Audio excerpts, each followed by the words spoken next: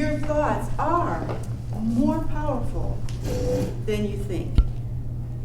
Even if you recognize that your thoughts are powerful, they're more powerful than you even believe right now.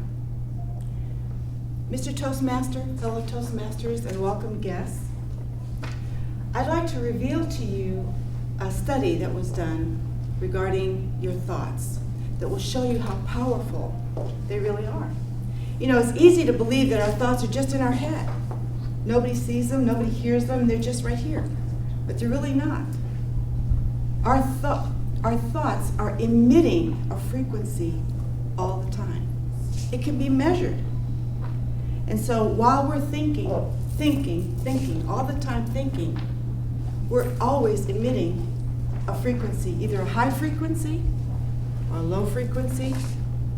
And it's affecting our body, our physiology, and it's affecting others. Our thoughts are actually affecting others. The study that was done was by Dr. Emoto. And what he did was he magnified water. And water has a shape, even though we don't see that shape, it's just running water. But when you put it under a microscope, it actually does have a shape to it. And when he exposed that water to music, to caustic words, to words like love, happiness, joy, versus hate, anger, despair.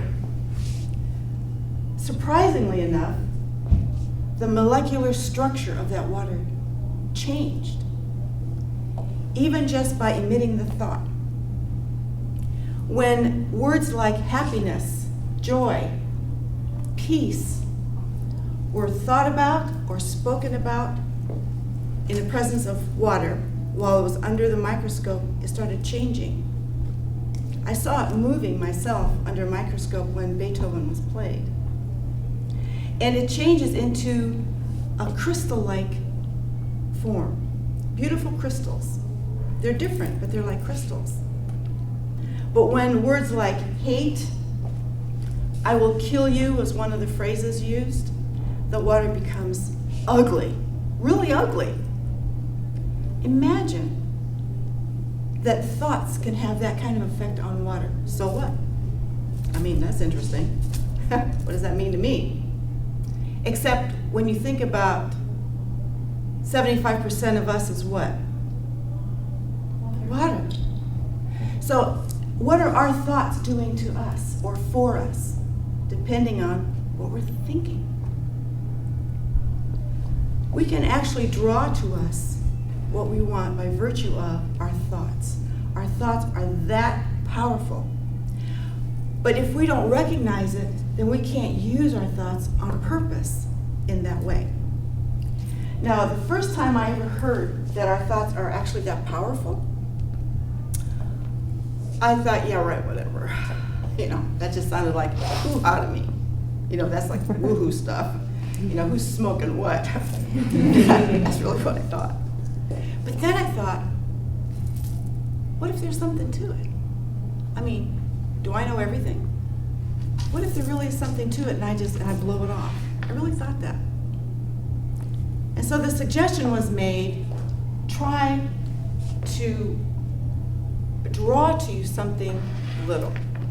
Not something you desperately need. There's too much negative energy there, too much anxiety there. Don't try that.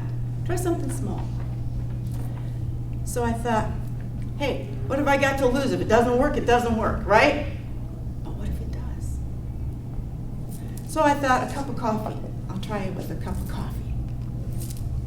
I worked at a company called Techie at the time, and nobody ever brought me coffee in the morning. I mean, I was the one that was like serving everybody else. Would you like a cup of coffee? What do you take in yours? You know, happy to do it, but that's just the way it was. So that's why I figured this would be a good test. Nobody ever brings me coffee, not once. So today, somebody's gonna bring me coffee. So I went to work with that thought in my mind. 9 o'clock came and went. 9:30 came and went. 10 o'clock came and went. Nobody's bringing me coffee. Seemed kind of like a usual day. And then 11:30, the boss came in and said, "Come on, Leanne, I'm going to take you to lunch." There was my coffee. I knew I was getting coffee delivered to me today. Okay, that's a small one, but I said I was starting small.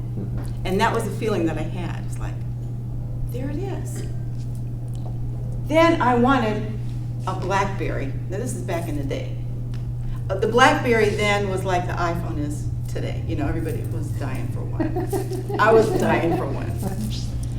And I wasn't getting it. So I put a picture of a BlackBerry on my wall in front of my desk, and it just sat there. I wanted one.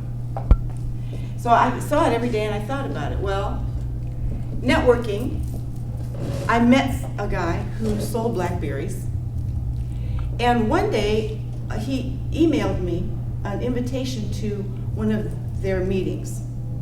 It was just a small meeting. It was a launch of one of their new products. I think it was called the Curve at the time.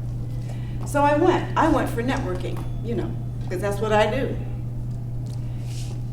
At the end of that meeting, everyone in the room, including myself, got a free BlackBerry because it was a launch. I'm like,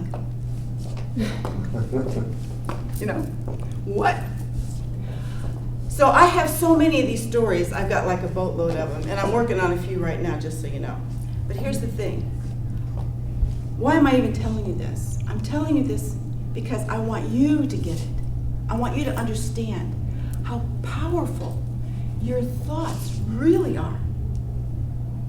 You never can tell what your thoughts can do in bringing you hate or love.